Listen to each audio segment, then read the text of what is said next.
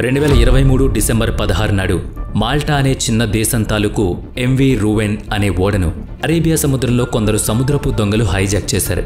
ఆ ఓడలో $10 లక్షల విలువ చేసే 38,000 టన్నుల సరుకులున్నాయి. ఓడలో సిబ్బంది 17 మంది. హైజాకర్లు $6 కోట్ల ఇస్తే ఓడను విడిచిపెడతామని సదరు ఓడ యజమానికి తాకీదులు పంపారు. 3 నెలల పాటు చర్చలు జరుగుతూనే ఉన్నాయి. 2024 మార్చి 16వ తేదీ నాడు భారతీయ సైనికులు హైజాకర్ల పని పట్టేందుకు సిద్ధమయ్యారు. ఏడెన్ జలసంధిలో తరచూ సముద్ర దొంగల బెడద ఎదురవుతుంది. 2008 నుంచి ఆ ప్రాంతాన్ని భారతీయ నావికాదళం గస్తీ కాస్తోంది.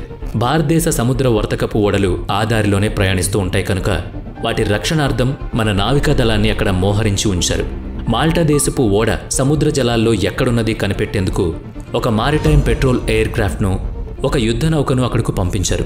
వాటితో పాటు భారతదేశ నావికాదళానికి చెందిన ప్రత్యేక రక్షణ బృందం ఎలైట్ మాకోస్ కమాండోలు గగన మార్గం ద్వారా ఆ ప్రదేశంలో విడిచిపెట్టారు. మొత్తం ఆపరేషన్ ముగియడానికి 40 గంటల సమయం పట్టింది. అలా 35 మంది సముద్రపు దొంగలు లొంగిపోయారు. 17 మంది సిబ్బందిని క్షేమంగా విడిపించగలిగాం. భారతీయ సైనిక శక్తిని యావత్ ప్రపంచం మెచ్చుకున్నప్పుడు ప్రపంచ ఉత్తమ సైనిక బలగాల్లో భారతీయ సైన్యం కూడా ఒకటి అని దేశ విదేశాల్లో మీడియాలు కోడై కూశాయి. ఇది ముచ్చట. మరి మన భారతదేశ త్రివిధ సైనిక దళాలు కాకుండా ప్రత్యేక బలగాలు కూడా దేశ రక్షణ భద్రత వ్యవహారాలు చూసుకుంటున్నాయని ఆనాటి తాజా సంఘటన తర్వాత చాలా మందికి తెలిసిందే. ఇవి దేశం లోపల బయట కూడా సంక్లిష్టమైన కార్యకలాపాలను చక్కబెడుతుంటాయి. మన దేశ ప్రత్యేక రక్షణ బలగాలు దేశ సైనిక విభాగాల తాలూకు ప్రత్యేక నైపుణ్యాలు కలిగిన సైనిక ఉప విభాగాలు ప్రత్యేకమైన పరిస్థితుల్లోనూ అతి క్లిష్టమైన వ్యవహారాల్లోనూ ధీటుగా స్పందించేలా వారికి విశేషమైన శిక్షణనిస్తాయి. అలా మన సైనిక విభాగాలన్నిట్లోనూ స్పెషల్ ఫోర్సెస్ ఉన్నాయి. ఇండియన్ ఆర్మీలో పారాఎస్ఎఫ్, నేవీలో మార్కోస్, ఎయిర్ ఫోర్స్లో గరుడ ఉన్నాయి. ఇక ప్రత్యేక సరిహద్దు భద్రతా దళాలు కూడా ఉన్నాయి. అవి నేరుగా ప్రధానికి నివేదిస్తాయి. ఇలా ప్రత్యేక రక్షణ బలగాలను ఏర్పాటు చేసుకోవడానికి 1962 అక్టోబర్ 20లో చైనా భారత్పై అకస్మాత్తుగా దాడి చేసింది. లడాక్ అలాగే ఈశాన్య రాష్ట్రాల్లోకి చొచ్చుకురాసాగింది. అందుకు సిద్ధంగా లేని భారత సైన్యం తీవ్రంగా నష్టపోయింది. ఇంటెలిజెన్స్ బ్యూరో ఐబీ ఆనాటి చైనా దాడిని కొంచెంగా కూడా పసిగట్టలేకపోయింది. ఐబీ ప్రధానాధికారి బిఎన్ మాలిక్ పూర్తిగా వైఫల్యం చెందారని భావించి జరిగిన నష్టానికి అతన్ని బాధ్యుని చేశారు. 2014లో ఒక పరిశోధనాత్మక విలేకరి వెల్లడించిన పాక్షిక నివేదిక ప్రకారం ఆనాటి చైనా సైన్యం భారత సరిహద్దుల వద్ద చేసిన చొరబాట్లను కాస్త కూడా పసిగట్టలేదని తెలుస్తోంది. అందుకు మనం భారీగానే మూల్యం చెల్లించుకున్నాం. 1383 మంది భారతీయ సైనికులు చనిపోయారు. 1047 మంది గాయపడ్డారు. సుమారుగా 4000 మంది బందీలుగా చైనా సైన్యానికి చిక్కారు. నిఘా వైఫల్యంతో చింతించిన ప్రధాని నెహ్రూ అమెరికాను సాయం కోరారు. సోవియట్ యూనియన్కు అమెరికాకు ప్రచ్ఛన్న యుద్ధం జరుగుతున్న కాలం కనుక రష్యా, చైనాలు కమ్యూనిస్టు దేశాలు కనుక అవి ఒక జట్టుగా ఉంటే భారత్ వంటి పెద్ద దేశం తమతో జతకడితే అది తమకు లాభదాయకమని భావించిన అమెరికా చైనాతో యుద్ధంలో నిఘా వైఫల్యంతో నష్టపోయిన భారత్కు నెహ్రూ స్వయంగా కోరడంతో సహాయం అందించడానికి ముందుకొచ్చింది. అమెరికా నిఘా సంస్థ సిఐఏ భారత్ ఒక ప్రత్యేక రహస్య దళాన్ని సిద్ధం చేసుకోవడం అవసరమని చెప్పింది. ఐబీ ప్రధానాధికారి బిఎన్ మాలిక్ భారత యుద్ధ అనుభవజ్ఞుడు బిజు పట్నాయక్తో కలిసి స్పెషల్ ఫ్రాంటియర్ ఫోర్స్ అని ఏర్పాటు చేశారు. దాన్నే ఎస్టాబ్లిష్మెంట్ 22 అని కూడా పిలుస్తారు. చైనా భూభాగంలోకి చొచ్చుకుపోయి దాడి చేయగలిగే నైపుణ్యం కలిగిన గెరిల్లా దళాల్ని సిద్ధం చేయడం వీరి ప్రధానమైన పని. ఇండియన్ ఆర్మీకి చెందిన నిపుణుడైన అధికారి మేజర్ జనరల్ సుజన్ సింగ్ ఉబాన్ను ప్రత్యేక సరిహద్దు దళం మొట్టమొదటి ఇన్స్పెక్టర్ జనరల్గా నియమించారు. ప్రత్యేక దళంలోని సైనికులందరూ ఖామ్ ప్రాంతానికి చెందిన వాళ్ళు. అప్పటికే చైనా ఆక్రమించుకున్న టిబెట్కు చెందిన ఖాంపా వీరులు దలైలామా రక్షణ వ్యవహారాలు చూసుకుంటున్నారు. వారికి చైనా ప్రాంతపు ఆనుపాన్లు తెలుసుండడం, సముద్ర మట్టానికి అతి ఎత్తైన ప్రాంతాల్లోనూ చురుగ్గా తిరగలిగే శారీరక మానసిక దృఢత్వం కలిగిన వాళ్ళు కూడా దీంట్లో పనిచేయడం వల్ల అది వాళ్ల ఎంపికకు ప్రధాన కారణమైంది. తమ ప్రాంతాన్ని ఆక్రమించుకున్న చైనా పట్ల వాళ్లలో వ్యతిరేకత కూడా ఉంది. 1951లో చైనా టిబెట్ను ఆక్రమించుకున్నప్పుడు కాంపా తెగ వీరులే దలైలామాను సురక్షితంగా భారత్కు తీసుకొచ్చారు. ఇదంతా చరిత్ర. ఎంపికైన ప్రత్యేక సరిహద్దు భద్రతా దళం ఎస్ఎస్ఎఫ్ కఠినమైన శిక్షణ తీసుకుంది. సైన్యంలోనే కొందరు ఎస్ఎస్ఎఫ్ ఏర్పాటును ప్రశ్నించినప్పుడు గరుడా పేరుతో 120 మంది ఎస్ఎస్ఎఫ్ సిబ్బందిని సైన్యంలోకి పంపించి వారి నైపుణ్యాల్ని చూపించి మెప్పించారు. అయితే ఎస్ఎస్ఎఫ్ గురించి సైనిక విభాగాల అత్యున్నత స్థాయి అధికారులకు మినహా ఎవ్వరికీ తెలియదు. భారత్ పాక్ల మధ్య జరిగిన 1971వ యుద్ధంలో బంగ్లాదేశ్ ప్రత్యేక దేశంగా ఆవిర్భవించింది. అప్పుడు ఎస్టాబ్లిష్మెంట్ 22 సిబ్బంది పారాచూట్ల సాయంతో చిట్టగాంగ్ పర్వత ప్రాంత శిఖరాలపైకి రహస్యంగా చేరుకొని పాకిస్తాన్ సైన్యాన్ని, వారి ఆయుధాలు యుద్ధ వాహనాలను అడ్డుకోవడం ద్వారా వారి రవాణా సమాచార ఆయుధాల సరఫరా వ్యవస్థలను ధ్వంసం చేశారు. అలా స్పెషల్ ఫ్రాంటియర్ ఫోర్స్ SFF భారతదేశ మొదటి ప్రత్యేక సైనిక దళంగా ఏర్పడి కీలకమైన బాధ్యతల్ని నెరవేర్చిన ప్రభుత్వం మాత్రం చాలా కాలం వరకు ఈ సైనిక దళం విషయాన్ని రహస్యంగానే ఉంచింది. 1978లో ఆ విషయం పొరపాటుగా బహిర్గతమైంది. 1965లో CIA అధికారులు భారత్కు ఒక ఎలక్ట్రానిక్ ఇంటెలిజెన్స్ మెషిన్ను ఇచ్చారు. దాన్ని భారతదేశంలోని హిమాలయ శిఖరాల్లో 2వ ఎత్తైన శిఖరం ఉత్తరాఖండ్లో ఉన్న నందాదేవి పర్వత శిఖరం మీద ఏర్పాటు చేశారు. అది అక్కడి నుంచి చైనా దేశపు క్షిపణి ప్రయోగాల్ని పసిగట్టి సమాచారం ఇస్తుంది. అయితే 1978లో ఆ యంత్రం అక్కడి నుంచి మాయమైంది. యంత్రం కనిపించకపోవడం ఒక నష్టం అయితే, అది పనిచేసేది ప్లూటోనియం జనరేటర్ సాయంతో కావడం మూలంగా అది దుర్వినియోగం అయితే కలిగే నష్టం, భయం కూడా. ఆ అణుధార్మిక యంత్రం రక్షణ విషయమై అప్పటి ప్రధాని మొరార్జీ దేశాయ్ పార్లమెంటులో ప్రకటన చేస్తూ ఎవరూ చింతించాల్సిన అవసరం లేదు, దాని రక్షణ చూడ్డానికి SSF ఉందని నోరు జారారు. అంతవరకు SFF ఉందనేది కొంతమందికి మాత్రమే తెలుసు. అలా దాని విషయం బయటకు పొక్కింది. 1965లో ఇండియన్ ఆర్మీకి చెందిన మేజర్ మేఘ్ సింగ్ ఇండియన్ ఆర్మీలో కూడా SFF తరహాలో ప్రత్యేక సైనిక బలగం ఉండాలని ఆలోచించారు. ఆయన గార్డ్స్ బ్రిగేడ్లో మధ్యస్థాయి అధికారి, పనిచేస్తున్నది వెస్టర్న్ కమాండెంట్లో ఇన్స్పెక్టరీ రెజిమెంట్లో. అంటే వీరు ఆర్మీ తాలూకు పదాతి దళం ఫుట్ సోల్జర్స్. ఈ వెస్టర్న్ కమాండ్ సైన్యంలో అతిపెద్ద విభాగం. ఈ వెస్టర్న్ కమాండ్ సైన్యంలోనే అతిపెద్ద విభాగం. ఇది రాజస్థాన్ ఎడారి నుంచి జమ్మూ కాశ్మీర్లోని పర్వత ప్రాంతాల వరకు భద్రతను అందిస్తుంది. ఆర్మీలో కూడా ఒక ప్రత్యేక రహస్య రక్షణ దళం ఉండి వాళ్ళకి కమాండో శిక్షణనిచ్చి శత్రువుల భూభాగంలోనే వ్యూహాత్మకంగా పొంచి ఉండేలా చేస్తే బాగుంటుందనేది ఆయన ఆలోచన. తద్వారా వారి మీద నిఘా పెట్టేందుకు ఎక్కువ వీలుంటుందని, వాళ్ళ పథకాలను కూడా కనిపెట్టొచ్చని, వారి ప్రధాన స్థావరాలను సమర్థవంతంగా కూల్చేయొచ్చని, వాళ్ళందరినీ గందరగోళంలో పడేయొచ్చని మేజర్ మేఘ్ సింగ్ ఆలోచన. అలా చిన్న దళాలతోనే యుద్ధంలో ప్రభావవంతమైన ప్రయోజనాన్ని పొందొచ్చని చెప్పారాయన. Major Megh Singh Indian army western command ప్రధానాధికారి లెఫ్టినెంట్ జనరల్ హర్బక్ సింగ్ను కలిసి తన ఆలోచనను పంచుకున్నారు. ఆయన ఆలోచనను స్వాగతించారు. మేజర్ మేఘ్ సింగ్నే అందుకు తగిన సన్నాహాలు చేయమని సూచించారు. ఆ రోజుల్లో సైన్యం స్వయం ప్రతిపత్తితో వ్యవహరించే వెసులుబాటు కలిగి ఉండేది. ఏదైనా విభాగం ఏర్పాటు చేయడానికైనా ఢిల్లీ సర్కార్ అనుమతి కోరనవసరం లేదు. అలా మేఘ్దూత్ ఫోర్స్ పేరుతో ప్రత్యేక దళం ఎంపిక కాబడింది. శిక్షణ కోసం జమ్మూ కాశ్మీర్ను ఎంచుకున్నారు. అది కూడా ఉదంపూర్ పర్వత ప్రాంతాల్లో. శారీరక దృఢత్వం, వ్యూహ రచన, ఆయుధాల ప్రయోగం అన్నీ ఆర్మీలో ఉండేవే. అయితే ఈ ప్రత్యేక దళానికి నిర్ణయించబడ్డ ప్రమాణాలు మాత్రం కొన్ని రెట్లు ఎక్కువ. ఉదంపూర్ను ఎంచుకున్నది కూడా అందుకోసమే. భూమి సమతలంగా ఉండదు, అతి శీతలం, ఆ ఎత్తైన పర్వతాలు లోయలు భ్రాంతికి గురిచేస్తూ ఉంటాయి. కనుక అక్కడ కఠిన వాతావరణంలోనే శిక్షణ తీసుకోవడం ఉత్తమమని నిపుణులు భావించారు. పాకిస్తాన్ భూభాగం వివరాలు, మ్యాప్ను కూడా అధ్యయనం చేయాలి. ఈ మొత్తం తయారీని ఆర్డర్ ఆఫ్ బ్యాటిల్ అంటారు. ఈ శిక్షణ నిష్ఫలం కాలేదు. 1965 ఆగస్టులో భారత్ పాక్ల మధ్య యుద్ధం జరిగింది. పాక్ సైనికులు ఆర్మీ వద్ద LOCని దాటొచ్చారు. భారత్లో సైన్యంతో చొరబడాలనేది వారి కుతంత్రం. పాక్ ఆ కుతంత్రానికి పెట్టుకున్న పేరు ఆపరేషన్ జిబ్రాల్టర్. అప్పుడు lieutenant general హర్బక్ Singh Meghdoot ఫోర్స్ను LOC దాటి వెళ్లమని చెప్పి పాక్ సైన్యం కాశ్మీర్లోకి ప్రవేశించకుండా అడ్డుకోమని చెప్పారు. అందులో భాగంగా ఇండియన్ ఆర్మీ హజీపూర్ కనుమను మూసేసింది. పాక్ సైన్యం ఆ దారిలోనే రావాల్సింది.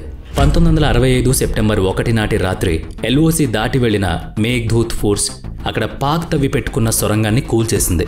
మేఘ్దూత్ ఫోర్స్ బృందం పాక్ సైన్యానికి దన్నుగా బయలుదేరిన అన్ని వనరుల మీద ఆ రాత్రంతా దాడి చేసి కొన్ని గంటల్లో మళ్లీ LOC దాటి మన భూభాగంలోకి వచ్చేసింది.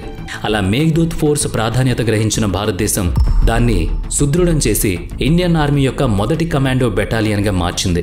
ఇది మామూలు ఆర్మీ విభాగం కాదు, ప్రత్యేక కార్యకలాపాల కోసం శిక్షణనిచ్చి తయారు చేసిన కమాండో బెటాలియన్ దళం.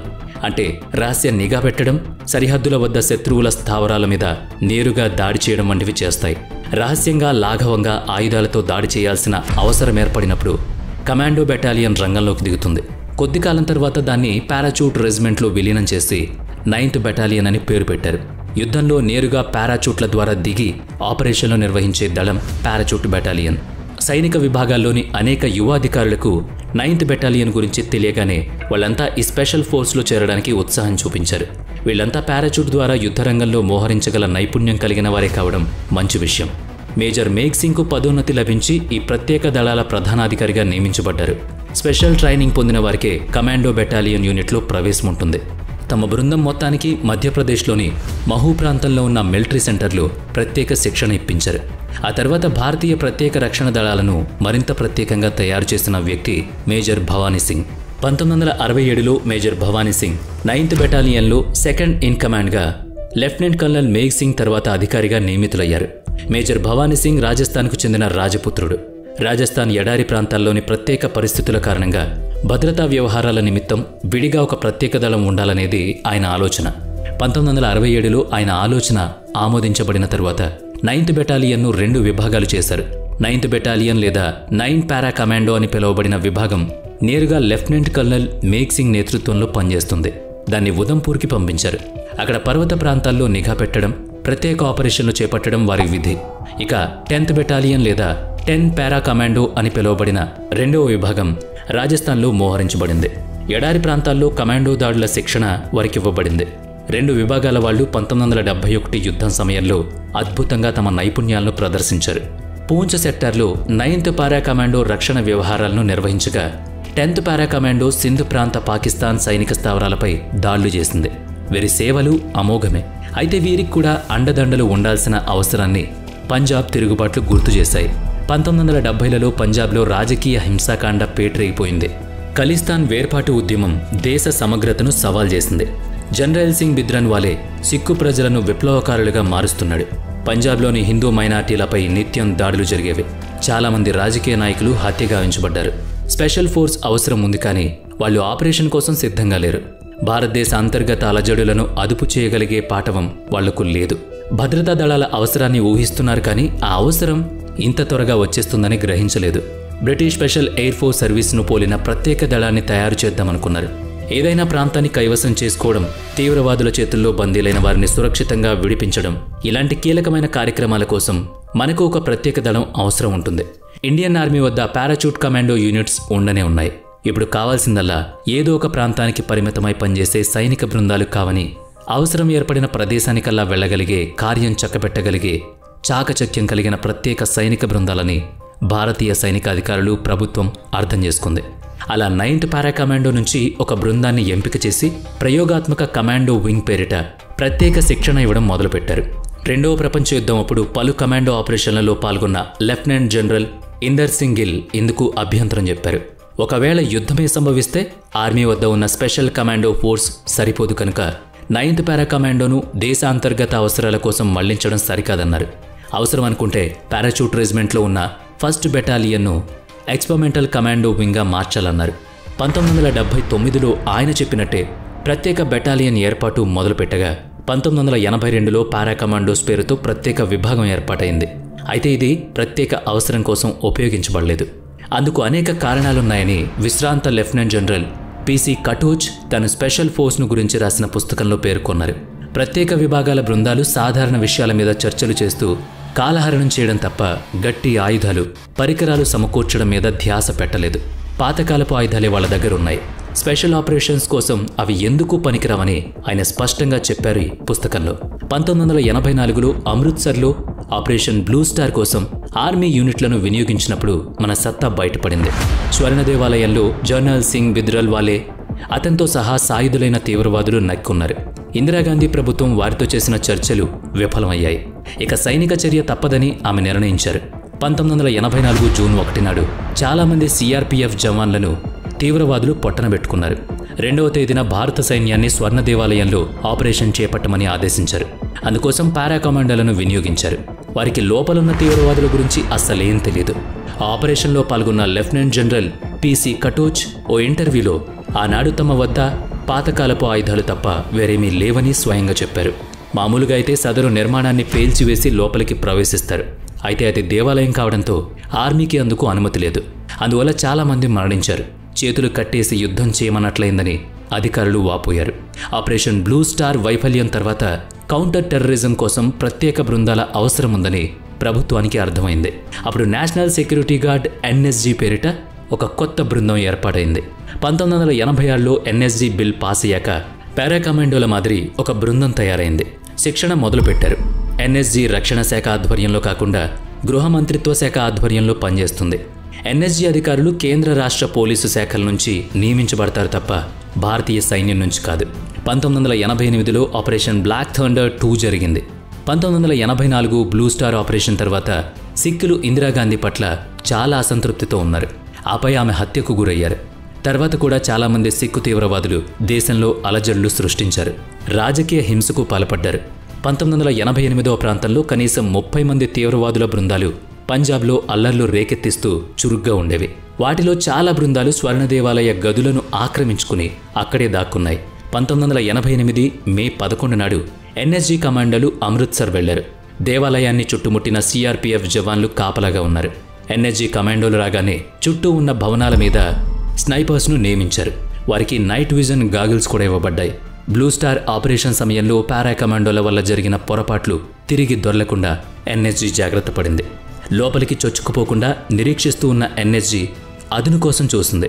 ఆలోగా స్వర్ణ దేవాలయం మొత్తాన్ని తమ ఆధీనంలోకి తీసుకుని ప్రతి అంగుళం తమ ఆధీనంలో ఉందని నిర్ధారించుకుని లోపలున్న వారి కదలికలను గుర్తించుకుని అప్పుడొక్కసారిగా దేవాలయం లోపలికి దూసుకు వెళ్లారు. వెళ్లడం మెషిన్ గన్ కాల్పులతో ప్రవేశించారు. తీవ్రవాదులకు ఆలోచించుకునే వ్యవధి కూడా లేదు. మధ్య మధ్యలో కాల్పులు ఆపుతూ లొంగిపోయే తీవ్రవాదులకు దారిస్తూ సాధారణ ప్రజలకు నోటిస్తూ మొత్తం 7 రోజుల పాటు ఆపరేషన్ నిర్వహించారు. ఆగకుండా కాల్పులు జరుగుతూనే ఉండడంతో తీవ్రవాదుల గుండె ధైర్యం సన్నగిల్లింది. 1988 మే 18 నాడు చిట్ట చివరి తీవ్రవాది కూడా బయటకొచ్చేశాడు. మొత్తం ఆపరేషన్లో 3 ఎన్ఎస్జీ కమాండోలు గాయపడ్డారు.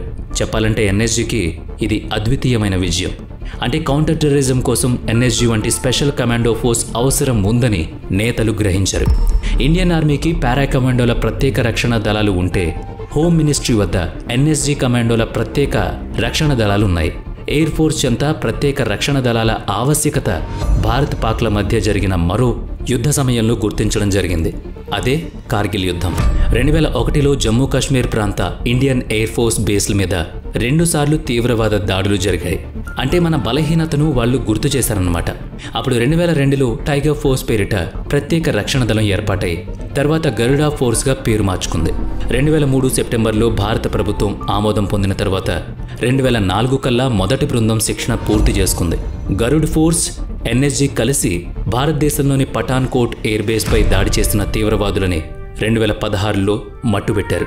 2015 డిసెంబర్ 31 నాడు ఇకాగర్ సింగ్ అనే కార్ డ్రైవర్ని రాత్రి 9 గంటల వేళ AK-47 చేతపట్టిన తీవ్రవాదులు హతమార్చి అతడి కార్ను ఎత్తుకుపోయారు.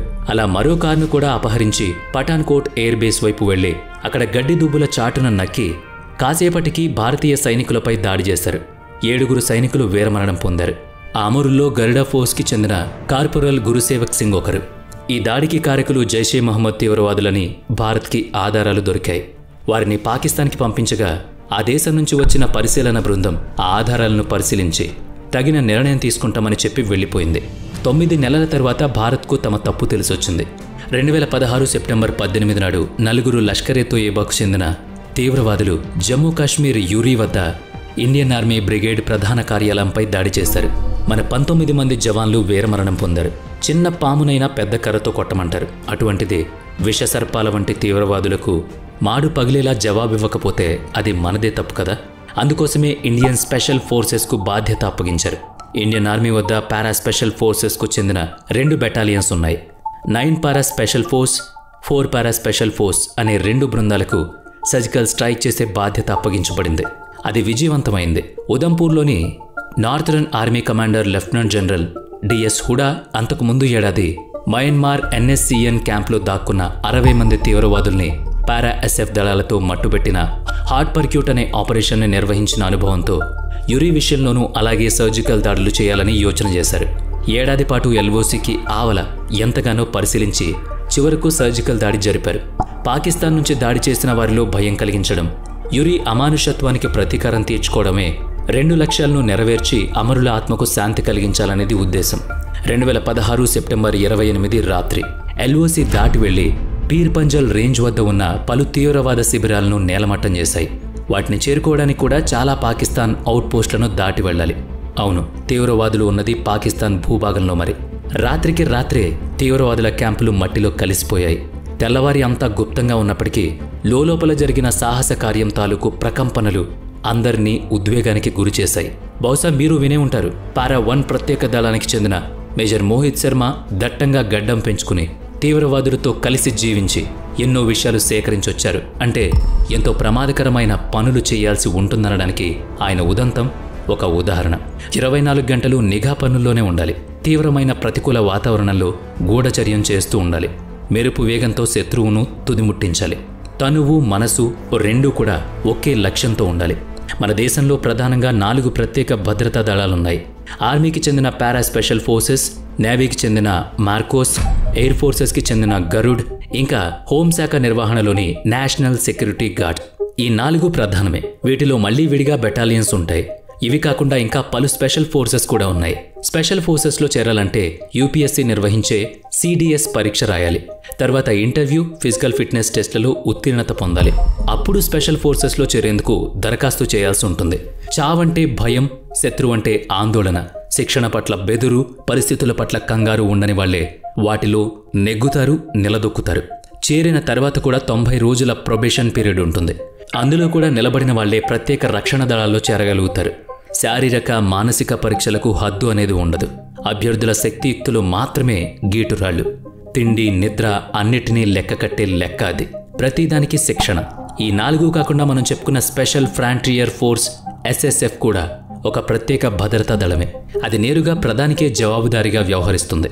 ఈ బృందంలో మాత్రం టిబెటన్లు, గూర్ఖాలు మాత్రమే ఉంటారు. SSF ఆర్మీతో కాకుండా భారత నిఘా సంస్థ రా ద్వారా శిక్షణ పొందుతుంది. ఆర్మీలో స్పెషల్ ఫోర్సెస్ ఉండాలనే ఆలోచనకు బీజం వేసిన మేజర్ మేఘ్ సింగ్ రిటైర్మెంట్ తర్వాత జోధ్పూర్లో నివసిస్తూ అక్కడ రైతుల కష్టాలను తీరుస్తూ శేష జీవితం గడిపారు. ఇప్పుడు మనం దేశం లోపల స్వేచ్ఛగా ఉంటున్నామంటే పోలీసులు, సైనికులు తోడుగా సరిహద్దుల వద్ద దేశం లోపల ఉన్న ప్రత్యేక రక్షణ బలగాల మధ్య చలి కాచుకుంటున్నాం. అందుకే అమరవీరులకు జై హింద్ కొట్టాలి. మన దేశ జవాన్లకు సెల్యూట్ కొట్టాలి. జై హింద్. వీడియో నచ్చితే లైక్ చేయండి, షేర్ చేయండి. ఇప్పటి వరకు మన ఛానల్ని సబ్స్క్రైబ్ చేయనట్లయితే ఇప్పుడే సబ్స్క్రైబ్ చేసుకుని పక్కనే ఉన్న బెల్ ఐకాన్పై క్లిక్ చేయండి. నెక్స్ట్ వీడియోలో మళ్ళీ కలుద్దాం. Thanks for watching.